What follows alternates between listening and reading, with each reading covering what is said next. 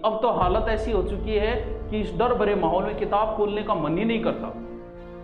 निराशा पूरी तरह छाई हुई है, पता ही नहीं है एग्जाम कब होगा, हाल बेहाल है। तुम अब पढ़ते नहीं हो, जब एग्जाम नजदीक आई तब तुम भागते हो। हमारे गांव में बोला जाता है हाजत शुरू होने पर लोटो लेके भागो। उन्हें कभी सफलता हासिल नहीं होती। मात्र कितने परसेंट बच्चे पढ़ रहे हैं पता है क्या? मात्र 10%। और सिलेक्शन रेट क्या रहती है पता है क्या? यही रहती है। क्लास में 100 में से 10 से 15 बच्चे ही सीरियस होते हैं हर क्लास के अंदर। सिलेक्शन कितने होते हैं पता है क्या? हर क्लास में 100 में से इतने बच्चों का ही सिलेक्शन। दुनिया की कोई कोचिंग ऐसी नहीं बनी है जो पूरे में से पूरे सिलेक्शन, आज तक तो बनी नहीं है, आगे का मुझे पता नहीं। आगे बन जाए तो बात अलग है, क्या पता इतनी कोई टेक्नोलॉजी किसी में आ जाए कि पूरे के पूरे बच्चों का सिलेक्शन। दुनिया में ऐसा हुआ ही नहीं है। और बात रही भय की, है नरक का द्वार है, प्रेम स्वर्ग का द्वार है। भय दिखा के बहुत कुछ करवाया जा सकता है। आज भय नहीं होता तो तुम घर पे नहीं बैठते। भय दिखाना, कई बार बच्चे को भय दिखा के तुम कुछ भी करवा लो। बच्चे के प्रेम करके, बच्चे को प्रेम से समझा के तुम कुछ नहीं करवा सकते। हमें भय बचपन से सिखाया जा रहा है। जब से हम छोटे थे, हमें स्कूल नहीं जाएंगे तो पिताजी पीटेंगे, ये भय था हमारे। मास्टर जी ने कूट कूट के भय दिखा दिखा के हमसे क्या क्या करवाया। फिर आगे आए तो हमें भय, अब नौकरी नहीं लगे तो क्या होगा, फिर भय। हमेशा भय के अंदर जी रहे हम शुरू से। हमें ये भय के बिना तो हम कुछ कर ही नहीं सकते। अगर 2-4 वीडियो ये मरघट के ना आते ना तो तुम लोग घर पे ही नहीं बैठते।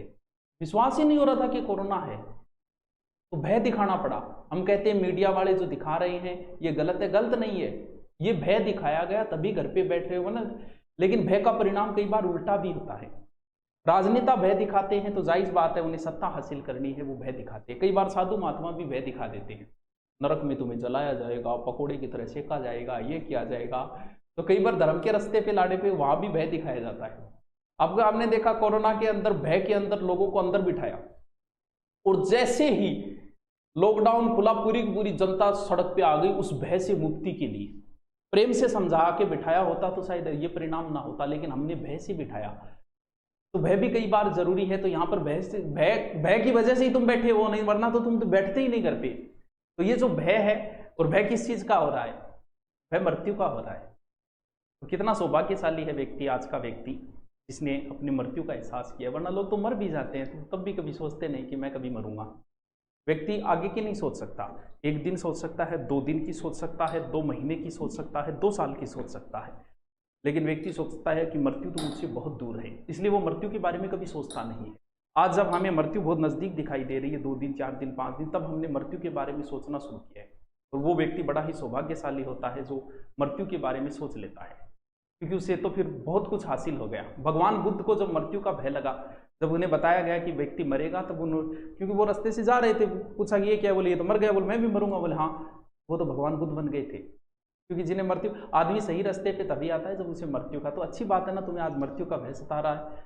और मैं तो चाहता हूँ कि ये जो भय है तुम हमेशा कायम रखो, ताकि तुम कभी गलत कार्य करो ही नहीं। तो अच्छी बात है। तो तुम्हें आज वर्तमान में अगर मृत्यु का भय सता रहा है, दिल्ली की राजगद्दी पे बैठने वाला अंतिम हिंदू जो था वो हेमू था।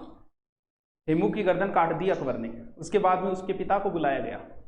उसके पिता से कहा कि या तो इस्लाम स्वीकार करो या फिर मार दिए जाओगे। तब उसने कहा था कि जीवन से कोई मोह ही नहीं है मुझे, तो तुम मुझे किस चीज़ का भय दिखा रहे हो? आज मैं मृत्यु के डर से और इस्लाम स्वीकार कर लूंगा। बाद में हेमू के पिता को भी मार दिया गया। तो जीवन से कोई मोह ही नहीं होगा तो व्यक्ति कहेगा कि मैंने तो जिंदगी जी ली, अब बेड उसको दे दो। तो ये जीवन का मोह है जो हमें मृत्यु से डरा रहा है वर्तमान में। तो ये ज़्यादा डरने की जरूरत नहीं है, लेकिन इसको हमेशा याद रखो कि मरना तो है, मौत सबको आनी है, कौन इससे छूटा है, तू पना नहीं होगा, ये ख्याल झूठा है। तो डरने की जरूरत नहीं है इतना, लेकिन हमने क्या कर बहुत नज़दीक सोच लिया कि मृत्यु तो हमारे नज़दीक ही घूम रही है, तांडव कर रही है, ये सोच लिया हमने, इस वजह से हमें भय सता रहा है। चलो आगे चलते हैं, कोई बात नहीं, ये चीज़ें चलती रहेगी।